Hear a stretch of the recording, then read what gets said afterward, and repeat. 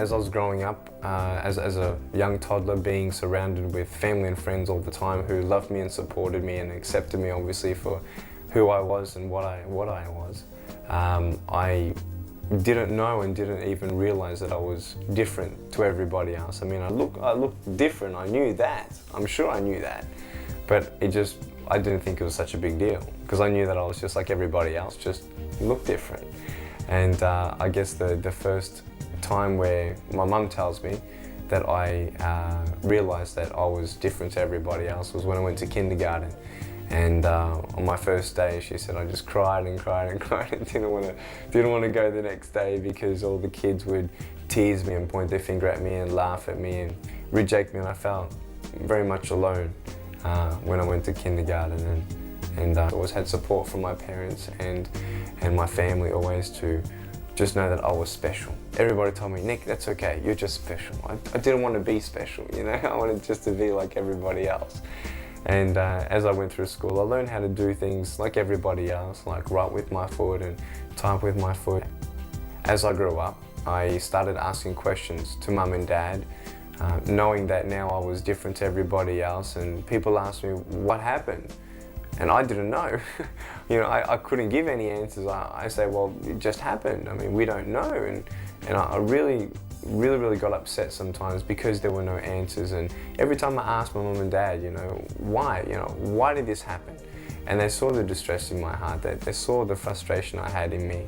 And all they could say was, only God knows. Only God knows. You know, the doctors couldn't give any answers. There was no medical explanation for it. My mum was in fact a nurse back then and delivered many babies before I was born, and she knew exactly what to do and what not to do when she was pregnant with me. And so she took even precautions. She actually, you know, testimony in my book that's coming, she actually had a premonition that something was going to happen in her first pregnancy. So she didn't even take Panadol when she was having a headache or anything like that, you know, painkillers or anything like that. So she just made sure that everything that she did was fine. And just happened. We don't know. And there were 3 ultrasounds done. And the miracle is that no one found out that I had no arms and no legs until I was actually born. So in the ultrasounds, they just thought that I was in a particular position where they just couldn't see my arms and legs, but they believed that they were there.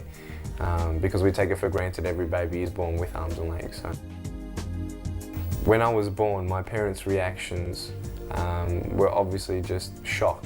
I mean, they had no warning, and everybody was saying everything was fine, and they were expecting a beautiful, you know, young, healthy boy, which they did. They got a young, healthy, beautiful boy. I'm beautiful, but just with a few parts missing, and it was just such a great tragedy, really. My parents back then were very strong Christians and are still today, and my dad was in fact one of the pastors of our church back then. And it was just such a really testing point in their faith as well. And not just their lives, but it was a big test for the church, you know, asking God why. Why would God let that happen? You know, if he says in the Bible that I formed you in your mother's womb, that he has a hope and future for everybody, then what was God thinking when he made Nick Vujicic? And it was just such a big thing, and to have a firstborn child or a husband and wife, it is life-changing. But even more so when they have a disability, I believe it was just something that was, you know, that they just had a fear of inadequacy. You know, what are we going to do? What are we going to do with this boy? Is he going to, you know, what kind of life is he going to live?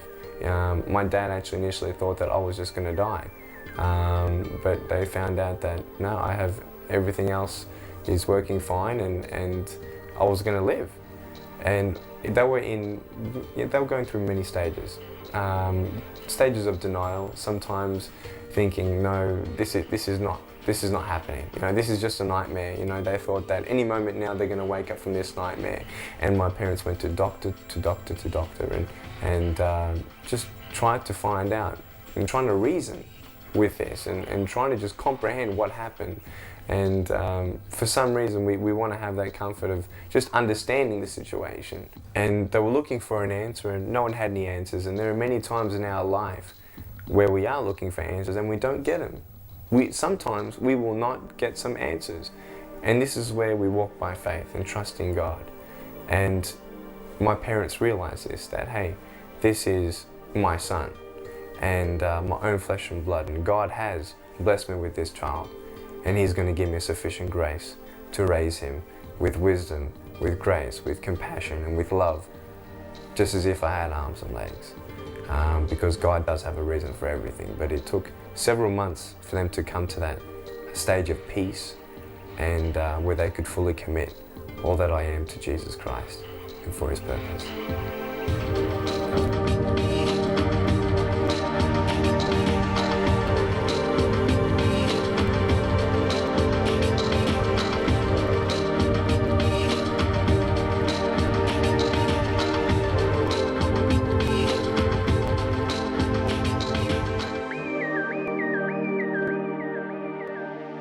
I am just so thankful and grateful to God for giving me such awesome parents. Yes, he's been giving them grace. Yes, it's only because of Him that they managed to overcome it and get through one day at a time. But I'm just so thankful that they are in my life, because if they weren't there, I would have given up a long time ago, especially at school. When people did tease me, I was trying to find my identity at school and trying to find my friends. And see, a lot of people at first, when they see me, they don't know if I have a mental disability. They don't know to what extent they can have a conversation with me, what depth and all that sort of thing. So they don't know how to approach me. They sort of avoid me. But once I open up my mouth and they see that, I'm just like everybody else, they warm up to you. And you just crank that smile up, and they're like, hey, this guy's cool, sort of thing. So basically my parents, when I was discouraged at school, my parents just encouraged me to just talk to people, because that was the key, to show everybody that I was just like everybody else. And it was very hard. It was very hard to at times take that leap of faith, take that courage, and I believe that's only by the grace of God that I had that courage to step out and just make friends and try to blurt out all the negative comments that were coming in day by day. And I know how it feels to be put down by people every day, but I also know how impacting some people's encouragement was in my life. And that's why I have a passion today to reach out to the youth, primary school and high school, to not judge those. And I mean, even as adults, we judge people, we stereotype people just by the way they look. And it's wrong. It's wrong. Jesus died for them too. God loves them as much as He loves you. Why should we put anyone down? It's not right. And it's not how you look, it's who you are. And that's what I've seen in my life. And that's the truth. That God looks on the inside, that He has a special plan for each and every one of us. And the last thing I would hate to know in my life is that I was teasing somebody and that my words crushed them. We just joke when we're teasing at school. When we are teasing people at school, we're just mucking around, we're just kidding. But deep down, we know how hurtful it can be.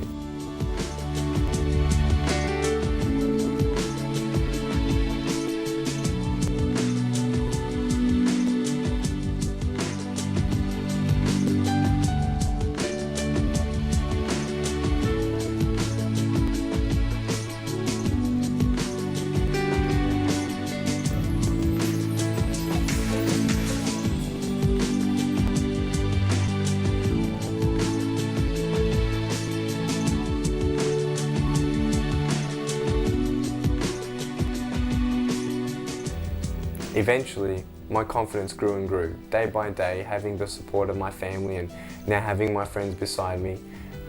I started to believe that I was like everybody else. I started to believe that my life was worth living. There were many times where I didn't feel like life was worth living.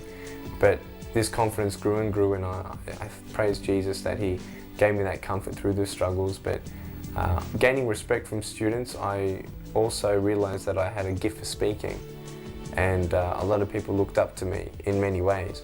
And I was voted by the school the students there to be school captain of my primary school and vice school captain of my high school. And so I was very well known by many students and was friends with everybody, Nick loves everybody, that sort of thing. But it was great, and it's not as if I woke up one morning with this confidence, like I woke up, bang, and I got this confidence, God's with me, He's got a purpose. No, it was just an eventual, it's basically, it's a journey. It's a journey. It was character building. And I always had my parents with me, and a lot of people ask me, well, how did you do it? How did you get through those hard times when you wanted to give up in life? And it's one day at a time with Jesus. And obviously my parents introduced me to having a relationship with Jesus and having a friendship with Him. But I tell you, the time in my life where I asked Him to come into my life was when I was 15 years old. You see, it wasn't just to say, okay, well, now I'm gonna change the things about me. I'm gonna stop doing this, I'm gonna start doing that. It was basically a decision in my life to say, Jesus, I trust in you. I believe your word. I believe that you have a plan for my life. And how did He let me know that I had a plan?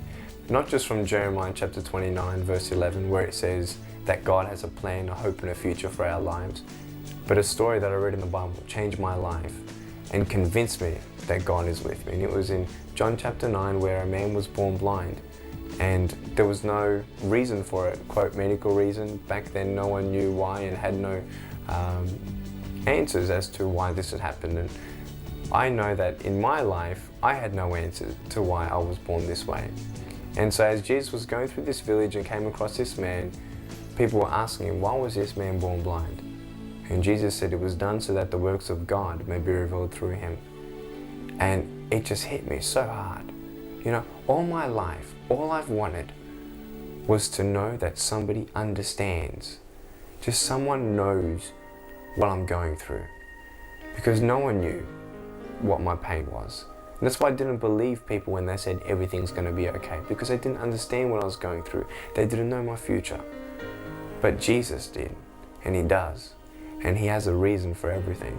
That He knew me and formed me in my mother's womb. That I'm wonderfully and fearfully made. That God has a purpose and His works will be revealed through my life. And at that moment I thought, well, God, I now fully believe and trust in you.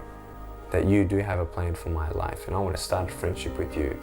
And I want to find out more about this purpose you have for my life.